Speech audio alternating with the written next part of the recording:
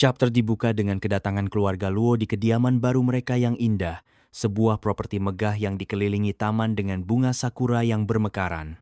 Luo Yunchang dan adiknya Luo Yunhai menatap takjub, bertanya dengan gembira, apakah mereka benar-benar akan tinggal di sana sekarang?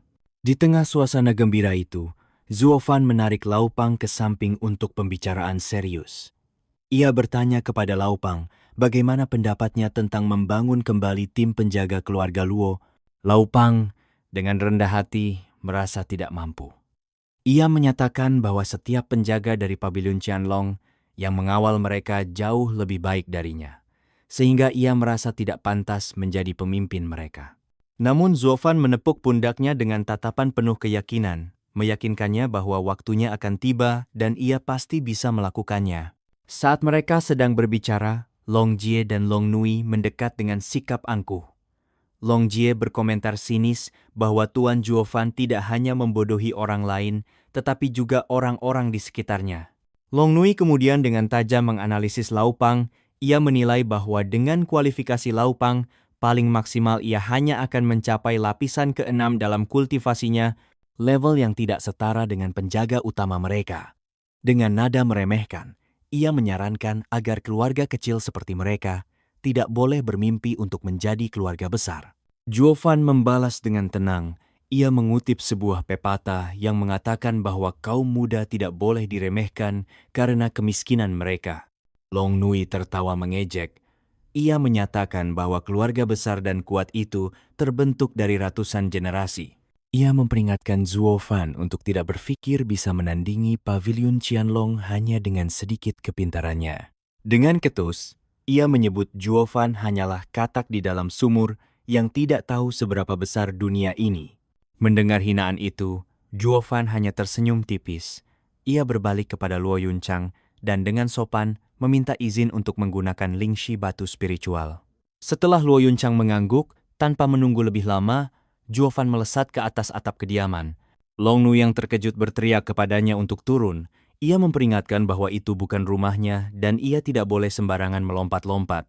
Namun, Zuofan mengabaikannya.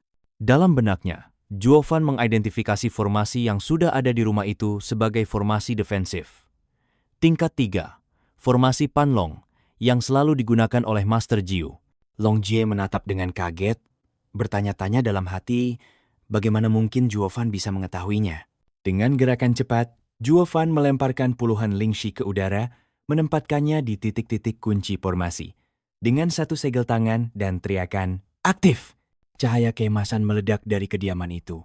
Seekor naga emas raksasa yang agung muncul dari formasi, meliuk-liuk di udara, memancarkan kekuatan yang luar biasa. Gelombang energi yang dahsyat ini langsung dirasakan oleh para ahli di seluruh kota. Di tempat persembunyiannya, Penatua Jianfan terlonjak kaget. Ia bertanya-tanya siapa yang mengaktifkan array tersebut dan awalnya mengira itu adalah Master Jiu, tetapi ia segera menepisnya. Ia bergumam bahwa lawannya itu tidak memiliki kemampuan untuk menciptakan formasi sekuat ini. Di Paviliun Qianlong, Master Jiu juga merasakan getaran itu. Ia mengenali formasi itu sebagai array Panlong miliknya, tetapi ia tahu dengan pasti bahwa formasinya tidak sekuat itu. Jauh di pegunungan, sosok misterius dari Gunung Angin Hitam juga menoleh ke arah kota, merasakan kekuatan besar itu dan bertanya-tanya apa yang sedang terjadi. Kembali di kediaman Luo Long Nui yang masih syok menghampiri Zuofan dan bertanya apa yang telah ia lakukan. Zuofan dengan santai menjelaskan bahwa ia baru saja selesai memasang array formasi Panlong, tetapi ini hanya formasi tingkat 3. Ia khawatir formasi ini tidak akan cukup untuk melindungi Nona Luo sepenuhnya. Oleh karena itu, ia memberikan sebuah proposal yang mengejutkan. Ia menyarankan untuk meningkatkannya ke array tingkat 5, array Panlong Jiutian. Tetapi, ia mengakui itu akan membutuhkan banyak lingshi.